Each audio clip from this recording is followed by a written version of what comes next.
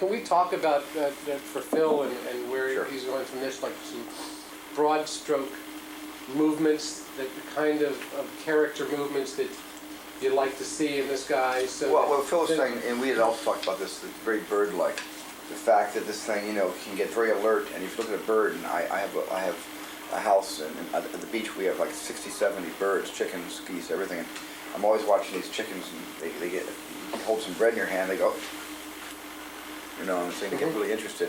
I like the idea these things could just like snap in no frames to a position, you know, and then they can suddenly. I like the idea also of coming down to a low ducking position. They can actually bend here because they have a great knee joint here.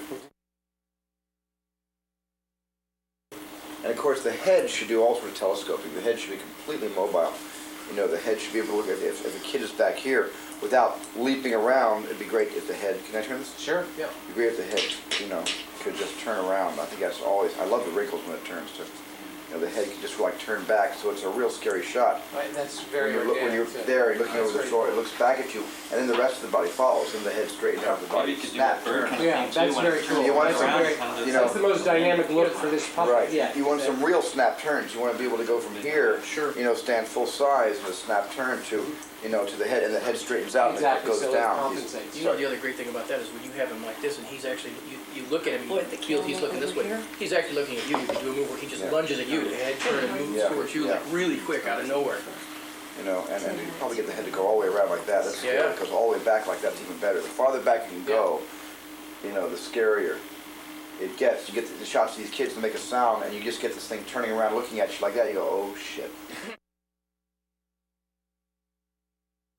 Do it. You know, there are other little characteristics that might be worth like playing with too, are notions of these, if they're going to be in a pack, of getting them to like point, you know, where they're on the ground, they want and they see the thing, to get them to like even do like kind of a boing, you know, even to like do something like dramatic with their tails, where they see the, you know, see the prey.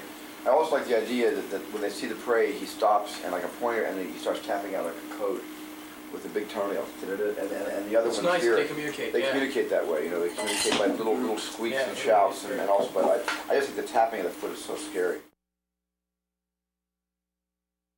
A couple of pretty important, you know, physical details that should be incorporated into all of these things to really pull it over into reality is they're always breathing. Yeah, it's just constantly you're seeing the rib cages. I'll tell you, I did on falling ET. That was like something was so important to me, was getting ET to always have chest movement. His vein in his head. Well, oh, hi, Kat. Remember the vein? Always getting his little vein. Pulsing. That was But I think there's so much drama that you could get out of, you know, and pregnant pauses the when they stop and they're holding their breaths. You know, they're getting ready to attack, sure, and when you stop there. or when they just get done hitting somebody, they're the other thing that they're hyperventilating. Oh, I love the breathing idea. Also on ET, you know, we all the eyes were able to dilate. Is that possible to do that here?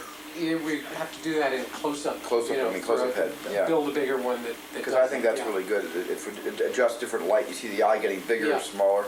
And it was really, we did that about 4 shots in ET. It was really effective. The philosophy of this would be that we would make it scarier. We would never see a shot like this. You would only see a shot from inside the car from the kid's point of view, or you'd see a shot from Grant's car through the rain at the full-size Rex. And that would be the rules, because otherwise it becomes a Godzilla movie where you're cutting to angles. To me, it's not scary unless you're with the people in the car looking out the windows. It's not a point of view. Now you're. This is scary to me when you're inside the car with the kids and you're moving around with a little dolly inside the car and you're moving around, this sort of thing. That's great.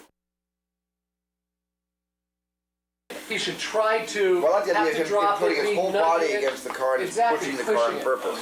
Yeah. And the car comes up against the fence, which is probably, you know, by that time it's down like this. It comes up against it, and then the car starts going like this. Yeah, you know? great stuff like that. Yeah. But the electricity totally out, isn't it? Because I was going to say, it'd be great if the sparks are flying off the fence. But you know what's really going to be scary?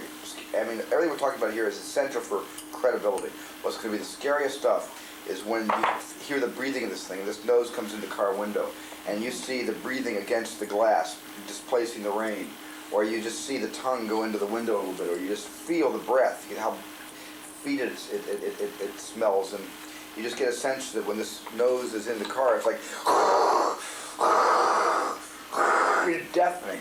You know, intake and expiration of air. It could really be scary. But the part I like is where it eats the skylight, and the skylight, the big plexi comes out, and it actually protects the kids in a plastic bubble. But it frustrates the Rex. He's trying to get his mouth around the kids, but he's got the plastic bubble in his way. It goes right through the top of the car. So it means the whole half roof would be a big plastic bubble. It could just go inside the car and encapsulate them, you know? What wouldn't be good is the Rex looks over his shoulder at a sound. It goes like this. Right. Oh, no. Maybe it can be scary actually. But I mean, what is good is he hears a sound. He hears a sound. He goes. Absolutely. That fast. That feels good. You know? No, I like that kind of thing. I like the thing in the middle of a thing with the kids. He sees the kids in there. He says he stops and scratches his face. You know, like that. Some water gets in his nose. He shakes his head. He sneezes. You know, I had all the ET operators constantly with ET stuff like that. For no reason, things that had nothing to do with the story. It was just behavioral. And like you say, like the breathing could be, I mean, just constantly having these huge volumes of. Yeah. Now, how do you do that stand full size with the breathing? I have no idea.